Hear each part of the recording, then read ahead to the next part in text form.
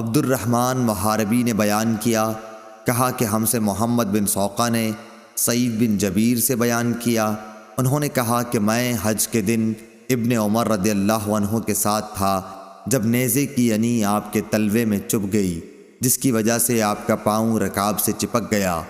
تب میں نے اتر کر اسے نکالا۔ یہ واقعہ منی میں پیش آیا تھا۔ جب حجاج کو معلوم ہوا، جو اس زمانے میں ابن زبیر رضی اللہ عنہ کے قتل کے بعد حجاز کا امیر تھا، تو وہ بیمار پرسی کے لیے آیا۔ حجاج نے کہا کہ کاش ہمیں معلوم ہو جاتا کہ کس نے آپ کو زخمی کیا ہے۔